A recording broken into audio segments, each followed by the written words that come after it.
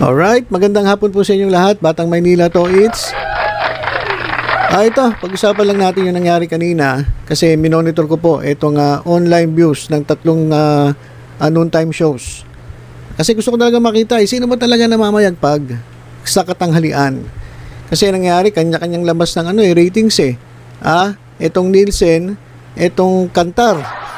Itong Kantar, bigla na lang sumusulpot at biglang sasabihin nila number 1 ng It's Showtime.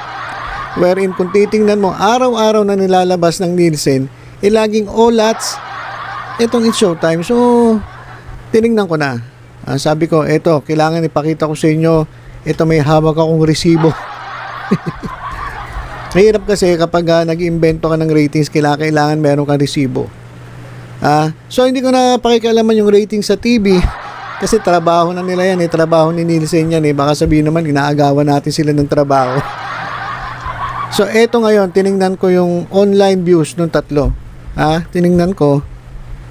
At eto, gusto ko lang i-report sa inyo. Nung alas 12:40 ng tanghali. Okay? Etong TV5 ay mayroong 79,000 concurrent viewers. Sa TV5, dyan pinapalabas itong E80 ng TVJ. So, meron silang 79,000 concurrent viewers at sa TVJ naman ay 32,000 concurrent viewers. Ano po ito Ang tinitingnan ko sa YouTube. Alright? So, etong It's Showtime, medyo lumalaban. Sabi ko sa inyo, sa online, talaga dumidikit itong It's Showtime. Kasi naman, dalawa rin ang kanilang online platform sa YouTube, yung It's Showtime at itong Kapamilya Online. So, itong It's Showtime nung 12:40 PM ay nagtala ng 37,000 concurrent viewers at sa Kapamilya Online ay 72,000 concurrent viewers. So, halos dikit na dikit sila dito sa sa E80, itong It's Showtime. Pagdating sa online views nung alas 12:40. At ito namang Tape Incorporated, itong EB, nakakakilabot po Kasi grabe alam niyo ba ang nanonood? Kasi, okay, sa online, sa Itbulaga ng Tape Incorporated, isa na lang ata ang kanilang platform, yung YouTube channel ni Yormesco Moreno. Kasi yung tape, yung YouTube ng tape, na-terminate. Sabi kaya daw na-terminate kasi dahil sa copyright issue. So kaya naman etong EB ng Tape Incorporated, ang live lang nila yung kay Yorme. Yung YouTube channel ni Yorme, milyon-milyon ng niyan subscribers niyan milyon-milyon ng subscribers niyan. Pero ang nanood kanina noong 12:40 677. So talagang nilangaw itong Tape Bulaga. Yun po yung 12:40, kauumpisa pa lang nun. At tiningnan ko naman bandang kalagitnaan, mga alauna pasado. Ito na yung yung concurrent viewers. Talagang tiningnan ko, sinulat ko dahil gusto ko makasigurado kung ano ba talaga yung totoo. Kasi mahirap na baka sabihin si Batang Maynila to, isang invento lang nga. Hindi po, sinulat ko. Meron ako resibo. So nung bandang alauna ng hapon, pasado alauna, okay, lalong-lalo na nung segment na ng Sugod Bahay, alright, ang pinakamataas, kung di ako nagkakamali, ang pinakamataas na inabot ng concurrent viewers sa TV5 ay 98,800. Ganong karami, sabay-sabay na nanonood sa TV5 ng E80 ng TVJ. 98,800 viewers concurrent sabay-sabay At dito naman sa TVJ, ang nanonood ay 35,000 concurrent viewers. At pagdating naman sa ABS-CBN, sa It's Showtime, 34,000 at 69,000 dun sa Kapamilya Network. At pagdating naman dito sa YouTube channel ni Yorme, nako, tumaas naman po, 1,000. So biruin mo yung iba 100,000 na, tapos sila 1,000 lang. So anong gagawin natin dito?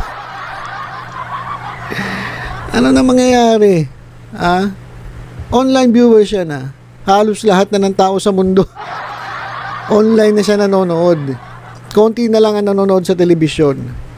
Pero biruin mo, konti na lang nanonood sa telebisyon pero hindi ka pa rin nagna-number 1. Kaya naman grabe po itong pagtangkilik sa EAT ng TVJ dyan sa TV5.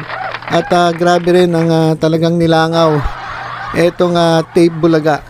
At ngayon ito medyo magyayabang na naman tong It's Showtime Sabi nila, tingnan mo, dumidikit kami sa EAT pagdating sa online views.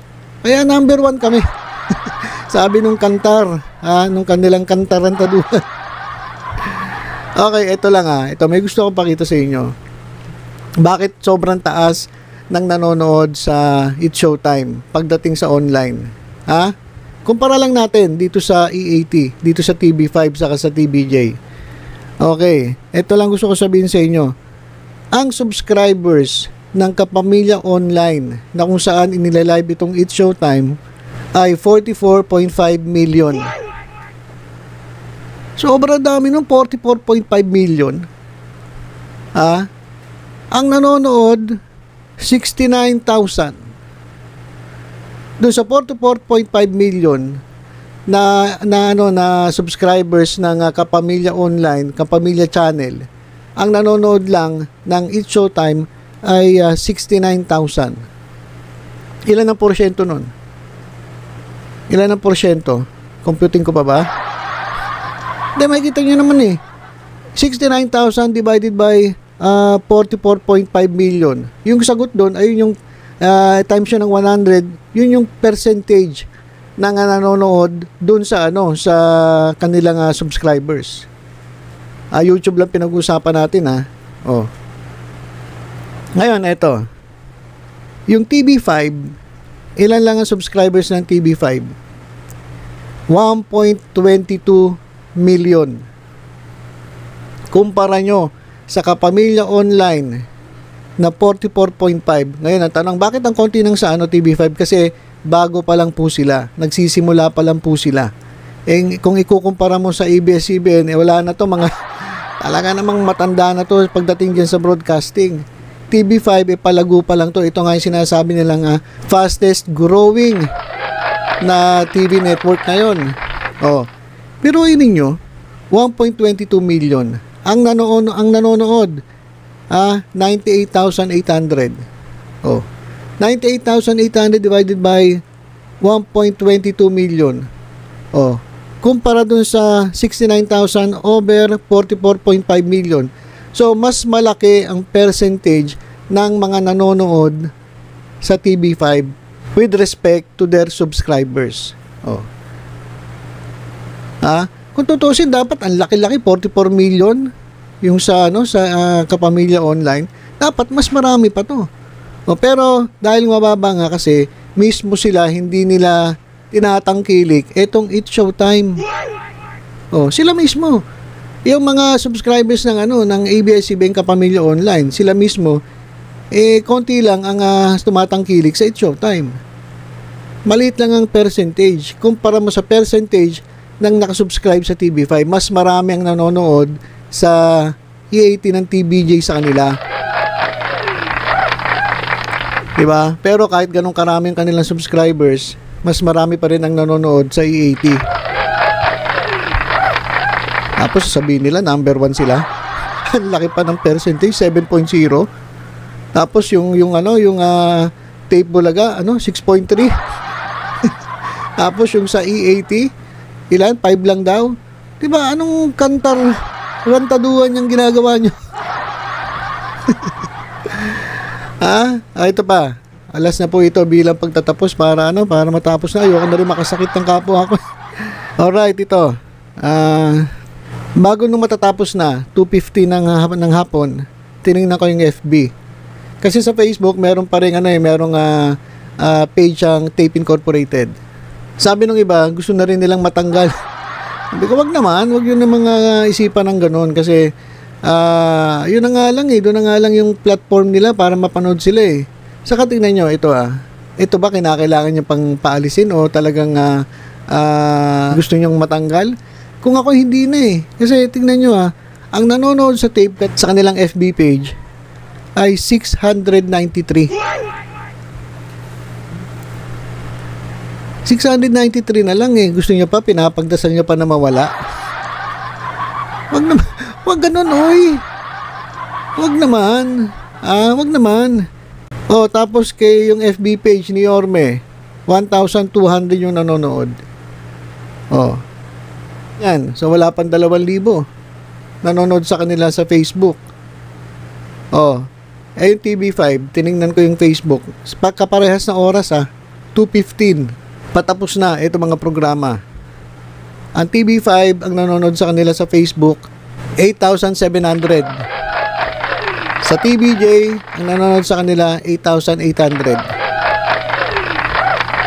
Sabi ko sa inyo, butal lang eh. Butal lang yung nanonood sa kanila kumpara dito sa nanonood sa E80 ng TVJ sa TV5. Tapos ngayon, sabihin ninyo, kayo ang mataas yung ratings. So, nako, yun lang mga kababayan. Congratulations talaga sa E80. Grabe yung kanilang pagsuporta. Kasi naman, kapag nanood ka na kay Mayor Jose, tanggal stress eh. Kaya yung mga tao, talagang dun sila nagbababad, dun sila nanonood. Kaysa dito sa mga corny. Tapos nakikitaan pa ng kung ano. Ewan ko kung na-check ng MTRCB yun. Pero ewan ko lang kung gagawa ng aksyon ng MTRCB yun. Pero kung ako, wag na. Ibalaton nyo na yun. Yaan nyo na lang yun. Kasi unang-una, wala rin eh. Wala rin naman eh. Di ba?